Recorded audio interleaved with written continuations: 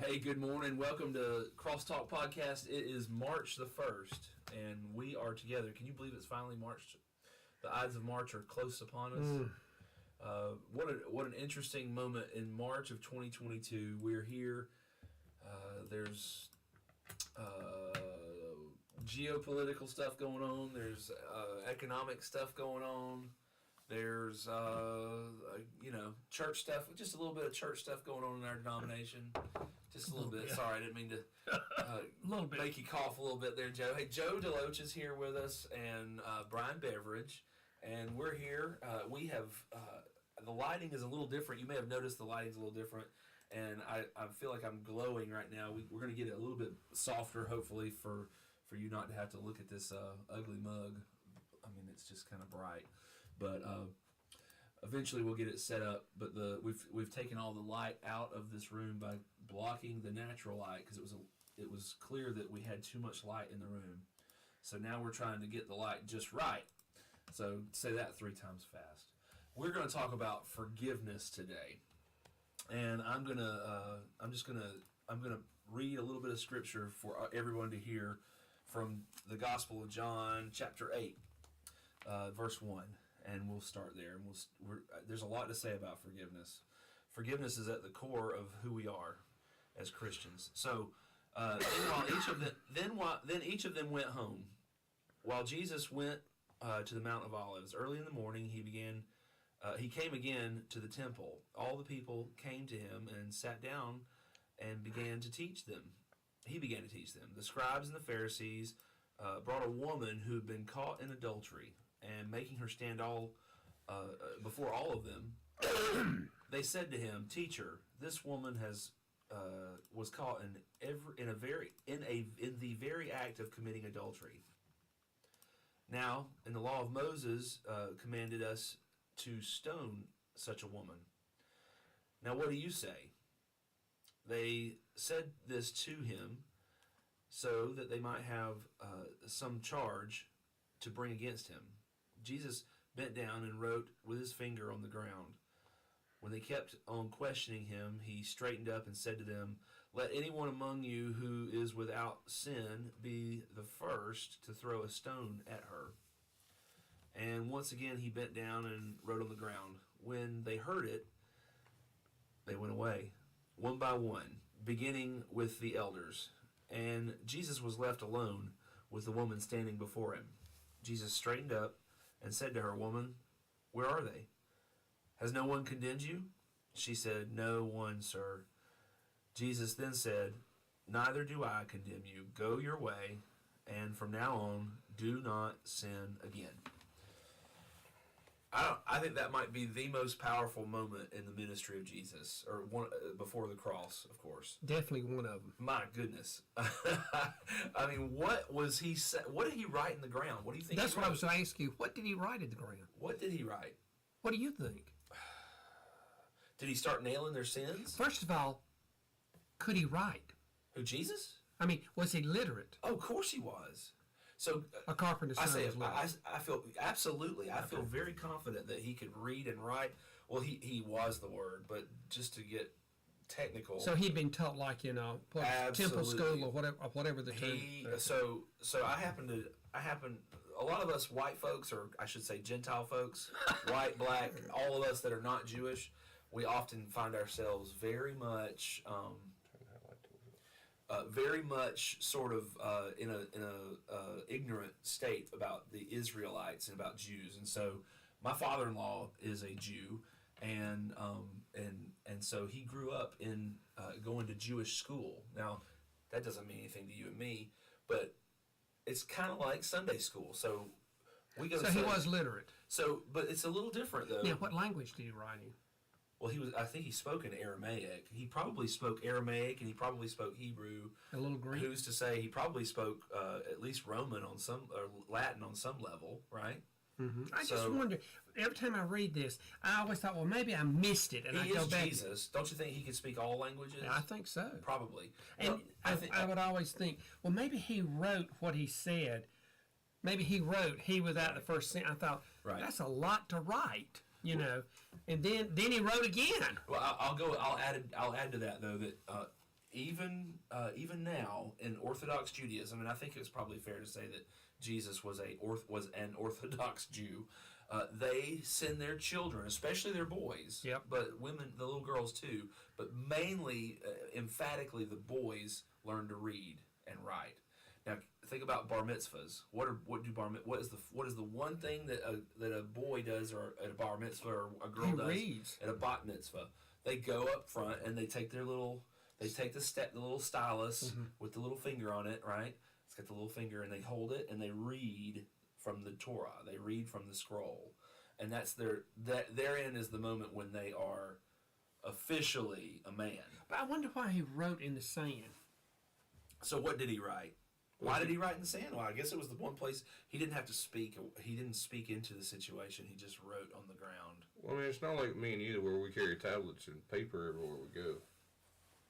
I mean, it's true. We wrote in the dirt a lot. Well, sure. Back then, they actually had scribes that wrote their stuff. Oh yeah. So like the Jesus fish, the ichthus, the Jesus fish, is a sign that most are pretty clear was something that they put in the sand silently so people around them didn't hear it. So if they were a Christian in those early days, the first person would walk up and draw the first curve. And the next one would do this. So the first curve would get drawn, and then the next guy would come up and do the second curve. And then the fish would be drawn. And then he could wipe it away. Yep. Right. When we married 50 years ago, my wife was Lutheran, and the minister gave us a wedding gift. He gave us a little plaque that's the fish, and asked us to please put it.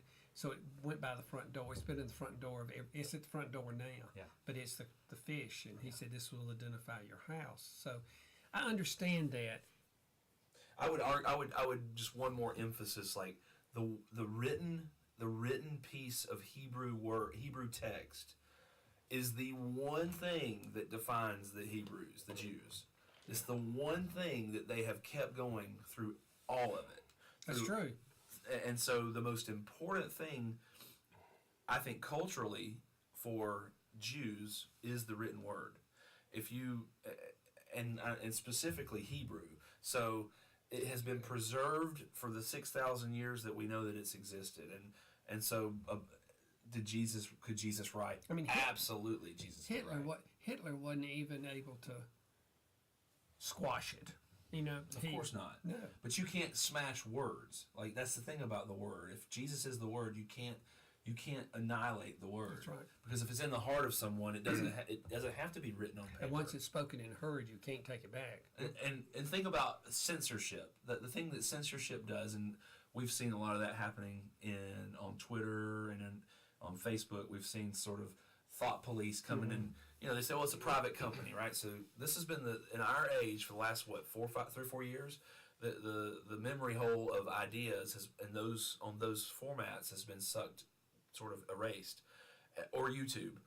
But ironically, we're on YouTube and Facebook. But these things, by the way, they're private companies, and they've been taking content down, especially political content. But what happens is the opposite, and no one seems to figure this out. Like, okay, so you want to take ideas off the board, right? Off of the Twitter feed or off of YouTube, the video off of YouTube. You want to take these things off. Well, what happens is inevitably people are more interested in them in those ideas. Mm-hmm. So the power of the word. There's nothing more powerful than the word of God, and ultimately, the written word or the word, the ideas in our mind. You can't, and if humans try to erase them or sort of undo them, then they seem to bubble up. So that's why we've always had spoken word, though, is because you can't stop spoken word. Right. And that, if you look at even during the Civil War time, the slaves had spoken hymns. Yeah.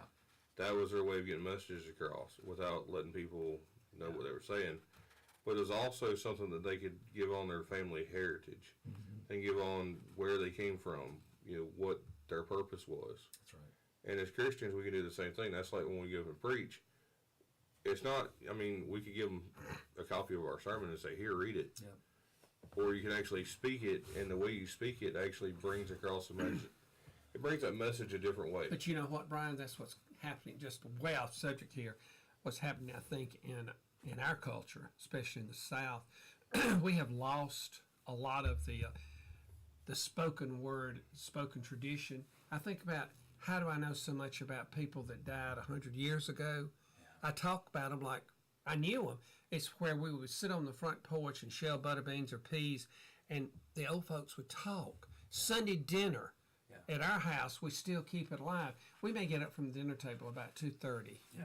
That's where you pass Absolutely. your history. And say a lot of people don't do that My anymore. first memories, and my mother took my older sister and me to live with her parents on Jeanette Street in Canton, Georgia. My first memories were in the crib. I must have been 2 years old. First memories in the crib and sitting there looking through the kitchen, the backside. I could see the glow of the fluorescent light in the kitchen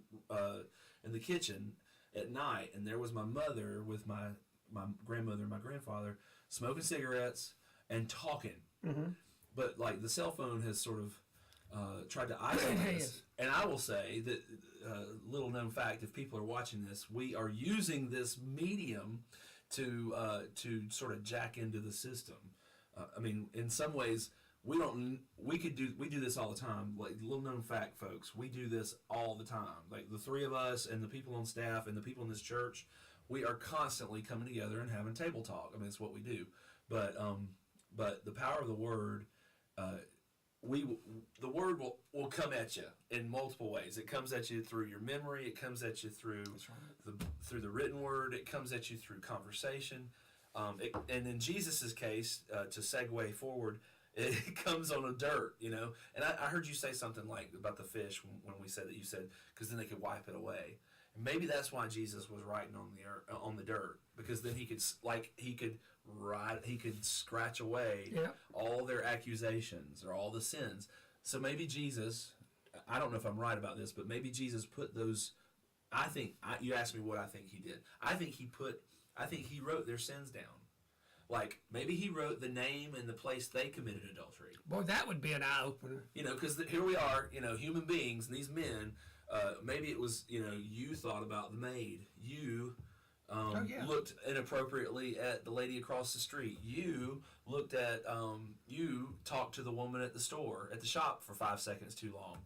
And all those clergy who were sitting there were guilty. And now that makes sense. Then he could wipe it away.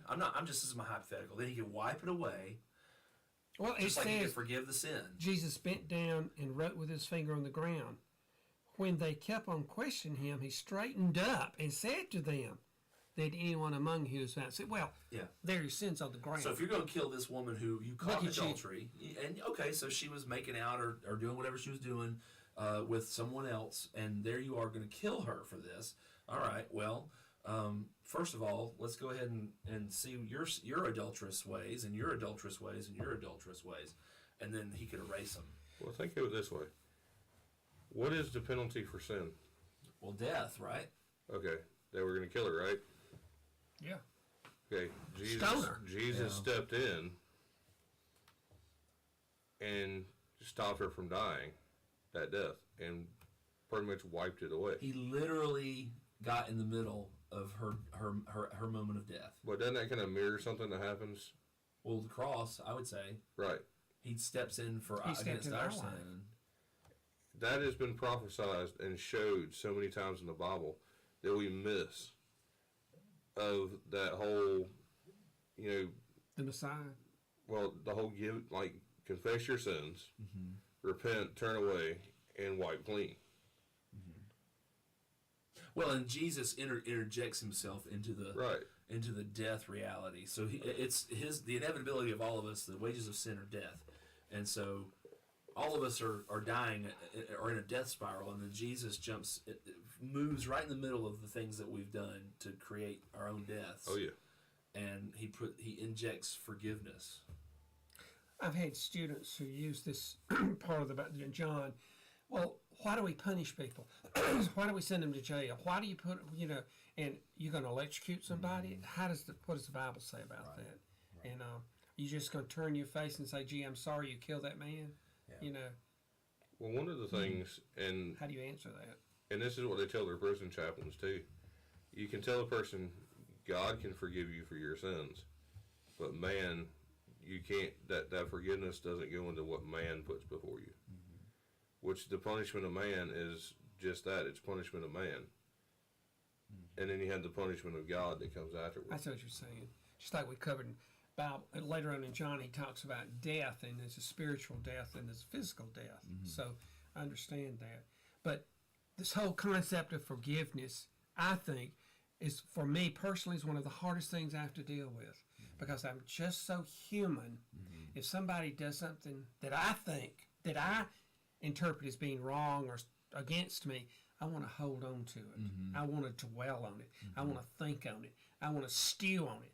And I want to come up with a way to make them hurt as much as they hurt me.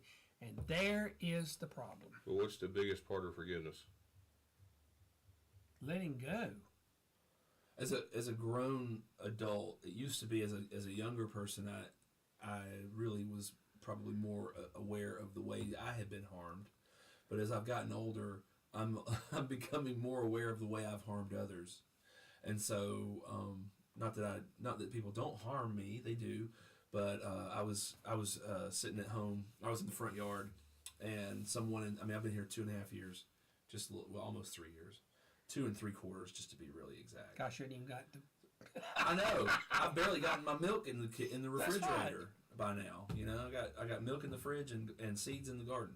But someone drove by who have not done anything to harm. But long story short, they've been a part of this community and have sort of stepped away, at least temporarily, and I suspect they'll be back someday. But that person wouldn't even wave at me. And I realized, I thought all day, what did I do to harm that person? Because clearly they saw me and looked the other way, and I was waving at them. So I've been here just long enough to put the milk in the fridge, and I've already harmed somebody now, and I don't even know how I did it.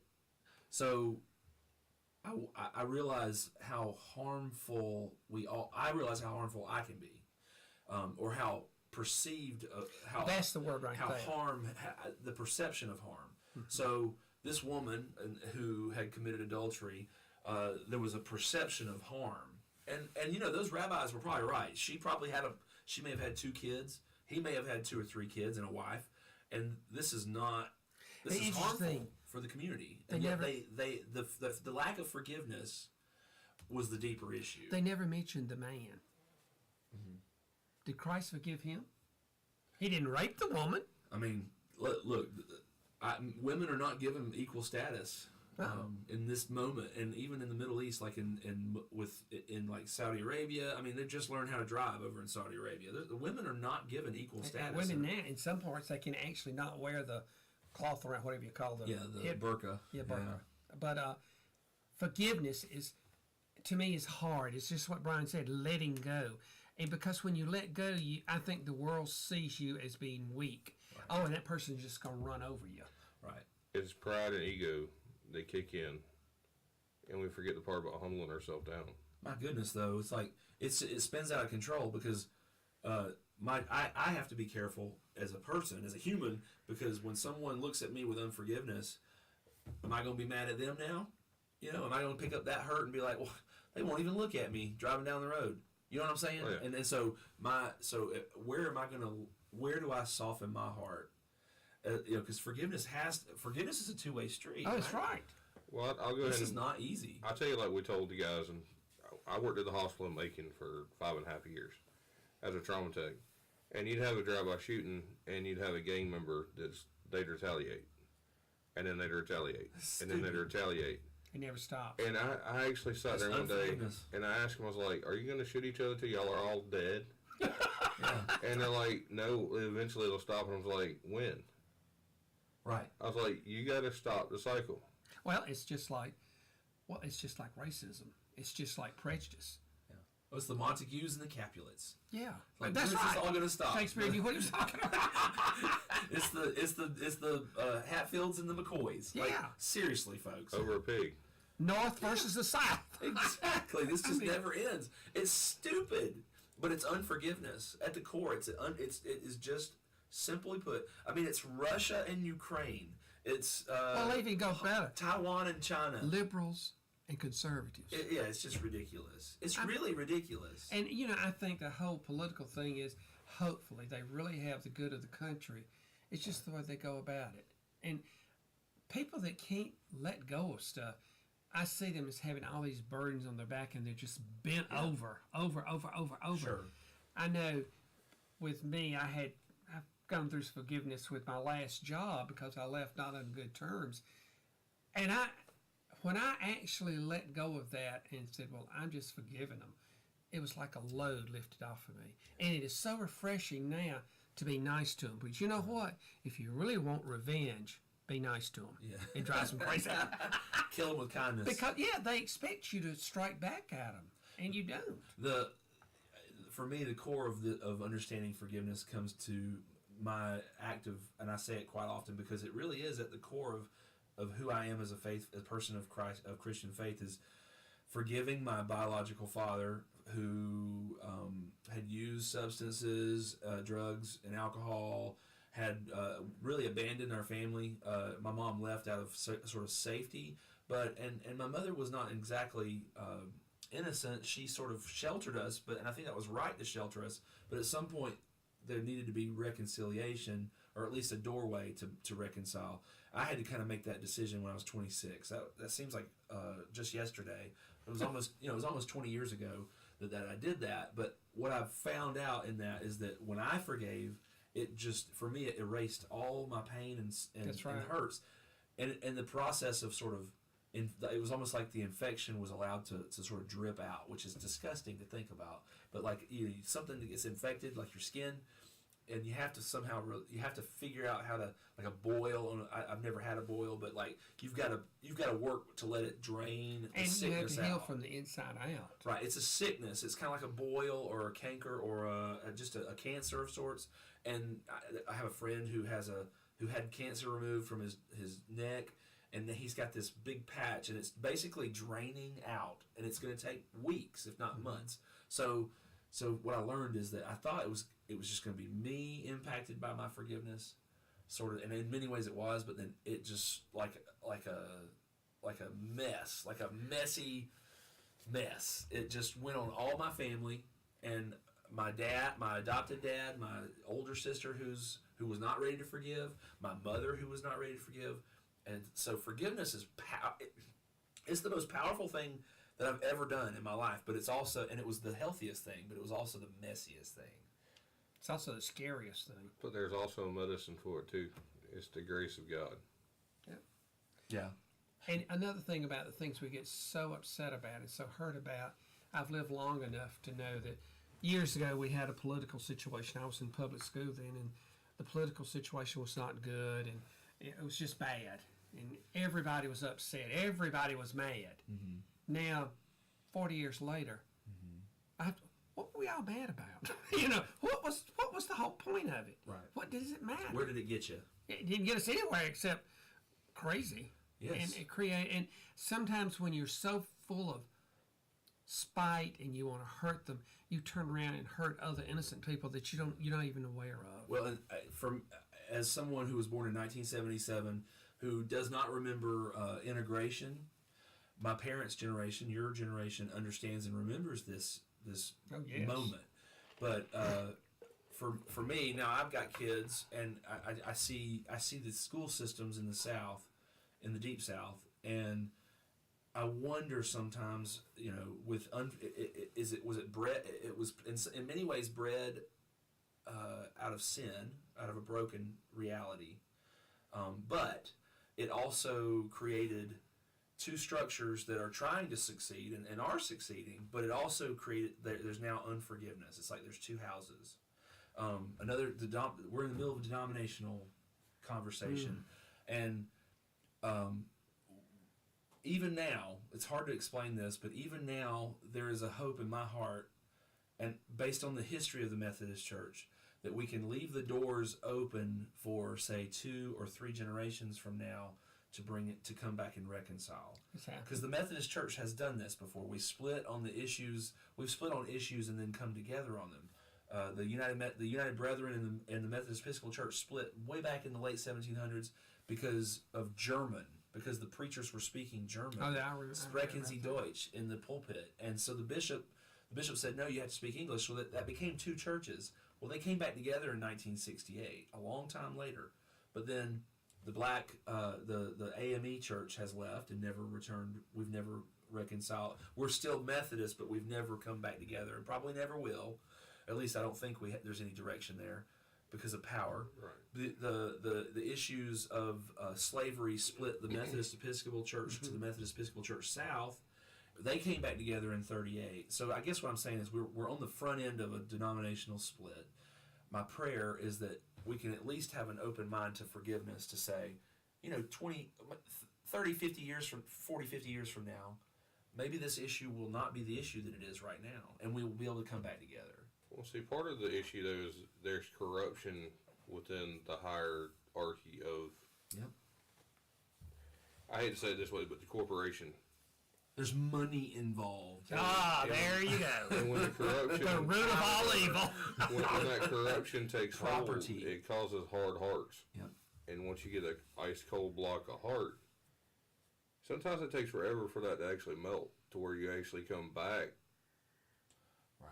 to where you need to be at. Well, the presenting issue is this issue of marriage and human sexuality, but if we're honest, it's not just about that. It's Right. about the direction of the church, and is the church going to be educationally sort of put to? I'm trying to make sure this is on the camera. Is this the central piece of the church's direction, or is it something on the shelf that we look at and refer to when we need it? See, I can remember in the late 60s, early 70s, the issue was race.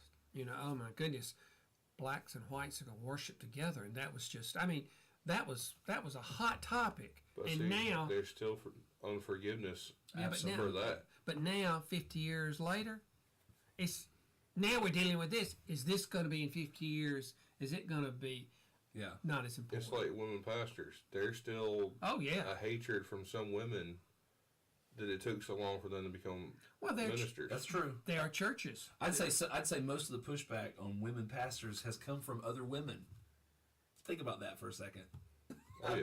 Because I've never had an issue. I've never seen men sort of rise up against a woman pastor the way I've seen women rise up against women. I've heard a lot of women say, when we had our first, well, I wasn't here, but I heard about when it. Peggy was here. It was Peggy was here. She was the first female. Oh, I just can't get used to having a female preacher. And I thought, Yeah. yet who ran the church? Exactly. The men didn't run See, it. They may have thought they did. I think it's beautiful to have an egalitarian church with women and men sort of as supposedly, at least in practice, or in theory, as co-equals, and we hope that we practice that better than we used to. But I have experienced women who in churches, not the Baptist church, but in a non-denominational church, where women were put in a submissive role, and they were back channeling the whole time. Yeah. They were telling their men how to vote and what to say and when Well, to say my it. brother-in-law, who's Presbyterian, says the little old women in tennis shoes run the place, and that's right. Exactly. But at least in an egalitarian system, we're getting off track, but at least we have women and men at the table, and men and women can speak at the table, and we don't have an undermining. Well, see, that actually, it's not really off track, because if you don't have that reconciliation to fix the issue, Yeah. and I'm not saying get rid of the Bible, because that's not reconciliation. That's making the problem even worse. Yes.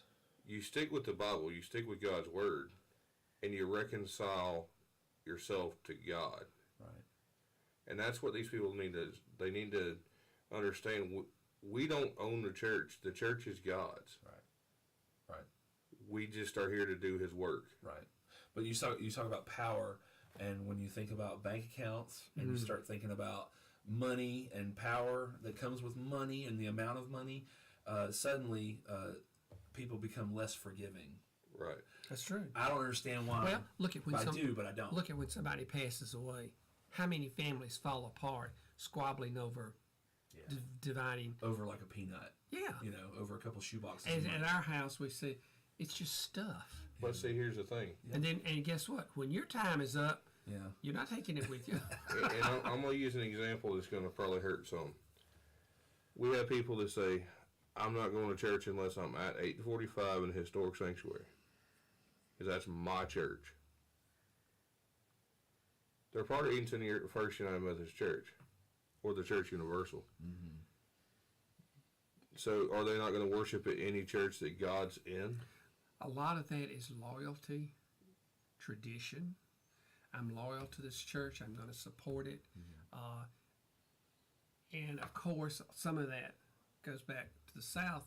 When we lost everything we had in the war between the states, what were we loyal to? Our traditions. And so I think a lot of that, Well, Brian, see- is people are, you know, I enjoy 845 because I enjoy the sanctuary. Right. And my past is there. I've worshipped it. But you'll worship in both. Yeah. Everybody has And a we have preference. people at 11 o'clock that will not go to the 8:45 service because that's not their church. In youth, one night we were discussing where you worship and where you pray. And Jackson says, he looked at me, he says, well, where are you most comfortable? Where do you? I said, well, you're not going to believe this. He said, I said, usually when I'm on my tractor. Yeah. And his eyes lit up. He said, yeah, I know exactly what you're talking about. So I understand that, but Well, see, what I was trying to get across though was, it causes a tension between the church. It divides it and makes it into two separate entities. oh yeah, So there's a lot of hard feelings between 8:45 and 11 o'clock that they're not going to sit there and work together to pull one service together. Well, the good news is the pastor in charge is still in charge of when worship That's right. happens and where. And that's because people before us, generations before us, have dealt with this very thing. I mean, truly. Oh, yeah. This is the one thing that the pastors have had to deal with since the beginning of Christendom. and see, when I was here before, there was only one service. When I've come back 20 years later, there are two services. And the very first thing, person I was working with said, oh, well, we didn't see you in church Sunday. I said, well, I went to 8:45. Oh, you go with all the old stuffed shirts. And the irony is, it's not really that stuffy. There's a It's lot not. of younger folks And I in thought, okay, I don't know where that came from. I like both services. Don't get me wrong. I like both services, but my theory is you should go where God is, and if they're having one service and it's in the Great Hall or if it's in the bathroom, Right. you should go because the church is not a building; it's the people. Sure. And you shouldn't have that where you cause a tension and a hard feeling, and then you have to ask for forgiveness. Well, I had to pray for forgiveness of this. We had been here, I don't know, a couple of weeks when I came. My journey brought me back here, and went in the great hall down there. And Jessica was the preacher, and we walked in. And all the tables was set up for church service. I looked around. I just turned around and walked right back out the door. Now I couldn't handle it. You just don't. That I know that my family teases me about that all the time. Oh, I think I have the table set up. And you, but I guess they were having Sunday lunch or something. Yeah, and combined. I just I couldn't let go of that, and And so that's part of the forgiveness is letting go. I know. Well, this is the thing: is So humans. then God put me down there about 2 months ago, and I'm rolling tables out down, and I thought, good grief. Yeah, our human nature holds on to things that we shouldn't hold on to, whether it be a table of our grandparents or the church service of yesteryear. At the end of the day, it's just about forgiveness, and I would say as a final point, to put a fine point on this, is that there is no other religion, there is no other expression of God, there is no other place in this world where faith puts forgiveness at the center of its faith, except for Jesus. That's right. And Jesus forgives, and therefore, because Jesus forgives, we must forgive. Now, we talked a lot about bickering and moaning and things and details, and all those things are exactly what the rabbis were feeling. But Jesus writes down, everybody is a sinner, and none of y'all are getting out of here alive except through me. Everybody sort of walks away because forgiveness is not just something we have to receive, but it's also something we have to give. Right. So, And see, my Yeah. biggest thing with forgiveness is I want to see us all united as one. I want us to get back to what God wanted the church to be: is one unit, Absolutely. one body, one faith, one baptism, one Christ.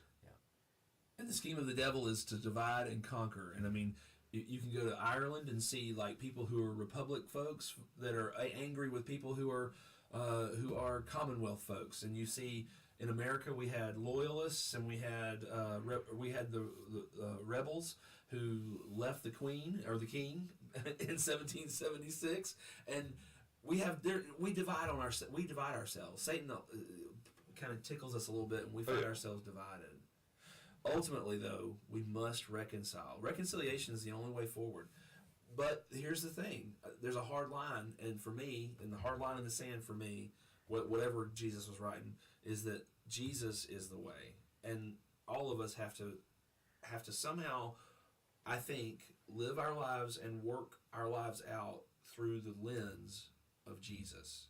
And later on, Christ talks about judgment. Judge not that you not be. And the judgment you give is the judgment I'm going to use on you. And I'll say, well, if I can't forgive people, I kind of look at Christ and say, forgive me. Absolutely. I mean, so to me, it's like you said, it's a two-way street. And if you don't forgive and you want to hold on to this hurt, it gives you something to chew on. It gives you something to turn over in your mind, and which is not healthy. So all of us need to think about where we need to forgive and who we need to forgive. And I just wonder what happened to this lady, this woman. It would be interesting to know, do not sin I don't think it actually again. mentions her again after. it was probably a real mess because now the community had caught her in adultery. So she probably had to go back to her husband. Well, that's like the comment I made earlier. That's why I said it's going to hurt. I'm probably going to get the same backlash that she got. I mean, really, what happened? But- Yeah, what is the rest of the story? Yeah, where? My guess is her life didn't turn on a dime. I mean, it probably was pretty hectic on that. And see, in those days, she could do like now. If it was now, she would go off to another city and establish her own life. But women didn't do that then. The woman probably had to go back to her husband and her family and explain that she had committed adultery. And who's to say what happened after that? It probably wasn't easy. It wasn't easy. No.